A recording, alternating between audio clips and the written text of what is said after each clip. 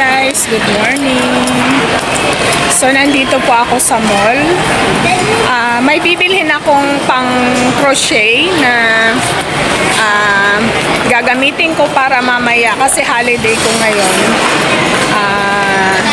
Nasa bahay lang pero kulang ako ng gamit. Ang meron ako yung pang stitch. So ayan, nasa mall ako. Sarado pa po kasi yung shop na pupuntahan ko. So, dito muna ako. Kuha lang muna ng video.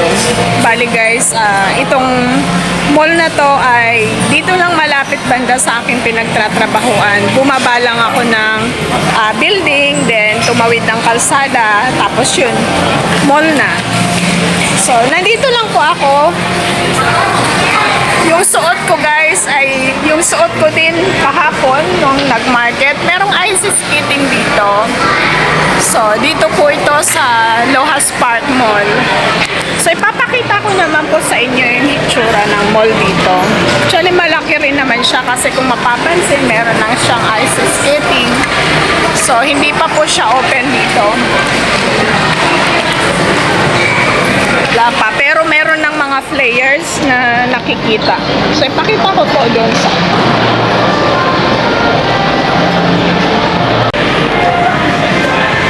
So, ayan guys. Paskong-pasko na dito. Isang part pa lang po ito ng... isang part pa lang ito ng mall. Meron pang part na nandoon banda sa may train station. So, yung pinupuntahan nila ay papunta yun sa train station. So, yan. Ganyan karami yung tao. Hanggang yung mall na to is hanggang 3rd floor. Palang ang napuntahan ko, pero yung pinakataas hindi ko pa pinuntahan kasi minsan hindi ko naman kailangan akyatin kung wala akong kailangan guys. So ayan, nakikita natin na merong level 3. So yung pupuntahan kong shop ay sarado pa. Sisilipin ko ulit. Kasi kanina, pa siya hindi pa siya bukas. So, kung mapapansin natin, meron na rin nag-aantay ng mga customer.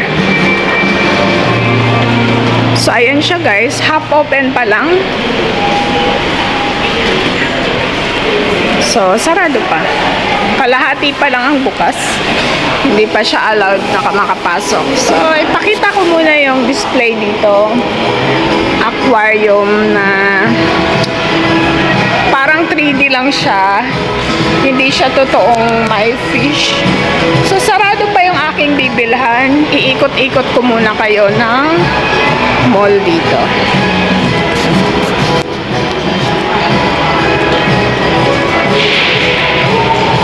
So, Paskong-Pasko na po. So, ayan. Yan ang meron dito. Actually, maraming Christmas tree dito. Napakaraming Christmas tree, kaso hindi dito banda yung iba. So, ipapakita ko na rin habang sarado pa yung shop na aking pupuntahan. So, ayan guys, ang mga shop dito. Kung sa Pilipinas, meron tayong Mercury. Dito naman po ang shop na meron sila na halintulad sa ating shop sa Philippines ay Mannings. So, sa Mannings, parang Mercury Drug po siya. Mercury Drug Store. Then, syempre, merong Starbucks. Baka andito yung mga amo ko. Lumabas lang ako guys kasi nga kailangan ko talagang bumili ng aking gagamitin sa aking libangan kapag hindi ako nag-off sa labas. Most of the time kasi nasa lang ako nasa bahay. Less na rin yun, nakaka-save, hindi ako magastos kasi nagpre-prepare lang naman ako ng aking food pang lunch at saka dinner. So yan, ang Christmas tree dito na isa.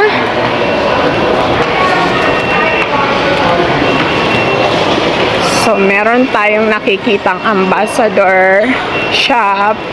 Yung ambassador shop naman po ay mga flowers. So, yan. Papakita ko na din ang mga flowers nila. Ang gaganda. Dito mo makikita yung iba-ibang fresh flowers na hindi natin nakikita sa Philippines. So, iba-ibang klase, guys. Napakaganda nito kapag meron kang farm. Farm tourism. Kasi, pwede mo siyang i-design. So, marami. Yan, oh. Gustong-gusto ko yan. Bibili lang ng native na parang baskets, then ilalagay sa farm. So, yan, guys. So, malawak po yung mall dito. Dito din naman ako bumibili ng mga electric fan or yung portable. Hindi na electric fan kasi kailangan mo naman yun. So, marami po siyang mga shop dito. Most na mga shop dito ay food. Iba-iba. Then, bakeries. At saka yung mga damit. So, yan guys. Magalaw ba yung aking camera? Papakita ko naman dito.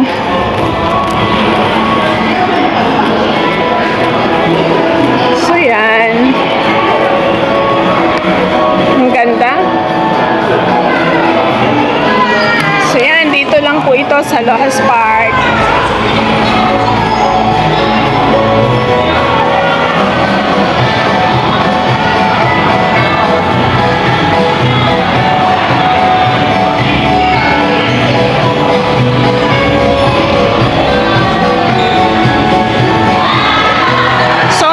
Sa taas, meron ba lang sinihan? Hindi ko lang po nabanggit. Meron pong sinihan dito sa Lohas Park. So, bago lang po yun. Kasi dati, ang nakikita kong sinihan ay doon sa Chongquan. Yung lagi kong pinagmamarketan. So, yan. Napakaganda, guys.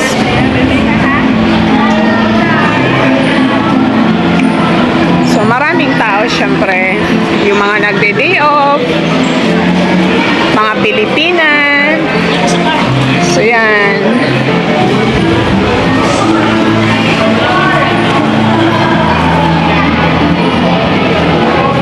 So, yan po ang meron dito.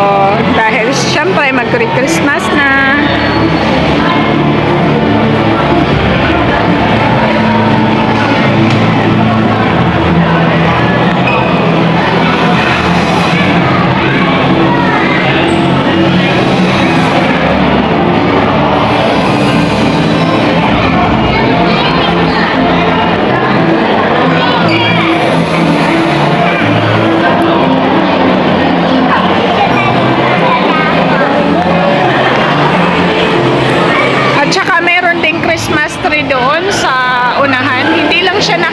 Guys, nandoon banda sa escalator, yung pababa ng escalator. So, yan.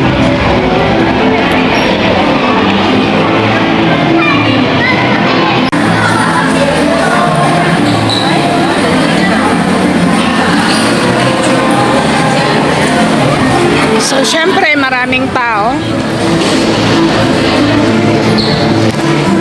Mga nagde-day off. Dahil ako guys ay dito lang naman sa bahay magde-day off, so hindi na po ako nagbihis ng pang-alis. Nakapambahay lang po. So ito yung pinakagusto ko. Cute.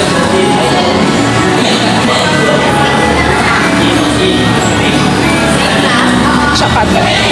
Dahil mahilig ako guys sa arts, alam nyo, isa sa mga ginagawa ko kapag may mga nakikita akong ganito, syempre marunong din po akong mag-ano ng arts sa concrete. So, inaaral ko po at saka tinatandaan ko po. Maganda kasi siya, oh.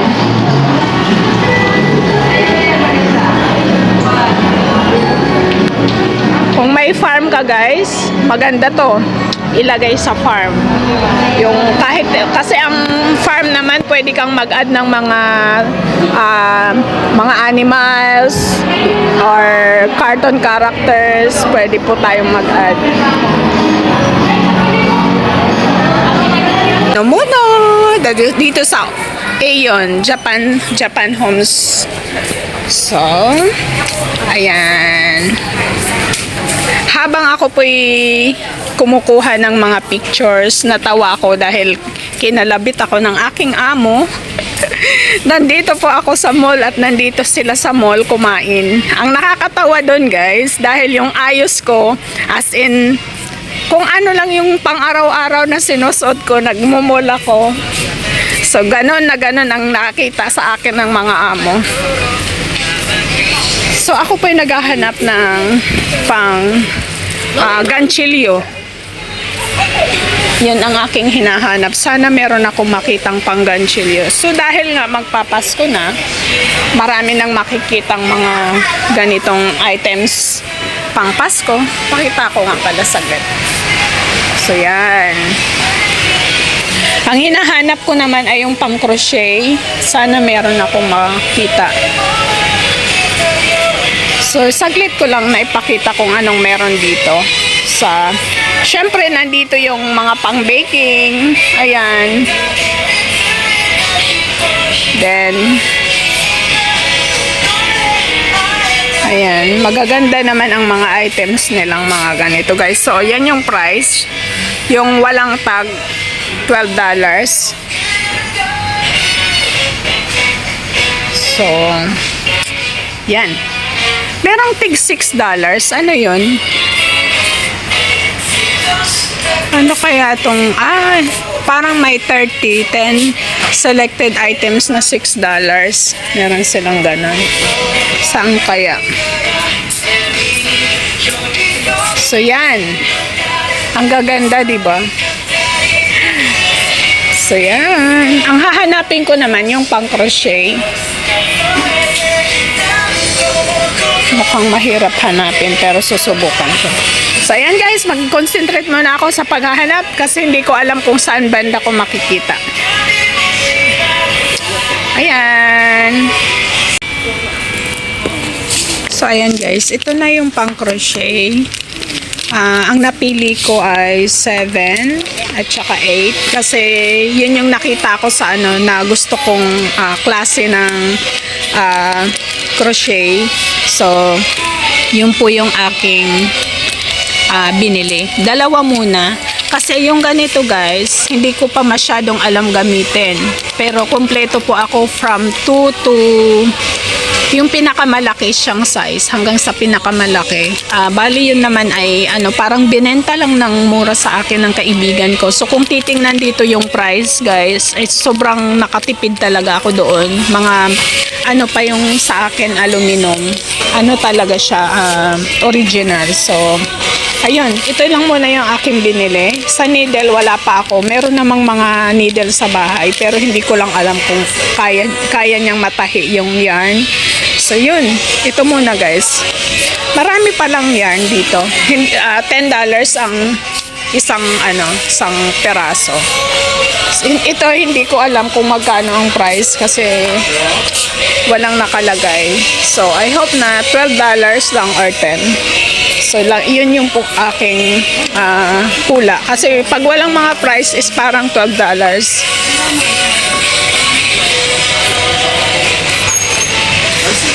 So, yan na guys. Ako'y magbabayad na.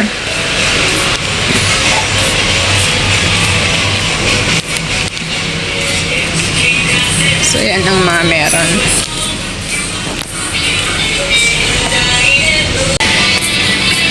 So, magbabayad na ako dito. So, ayan guys, galing na ako sa mall, pauwi na. Ayan yung mall, then, ito naman po yung tinitirhan namin nila amo. So, nakikita lang po dito. Tumawid lang ako ng kalsada, then, ayun. Kaya pag may mga kailangan sa bahay, ang nakakatagal lang talaga yung haba ng pila. Kasi yan naman yung bahay ng amo. Pero dahil nga sa pila, doon tayo natatagalan. So ayun guys, after kong bumili ng pangganchilyo, ako'y uuwi naman.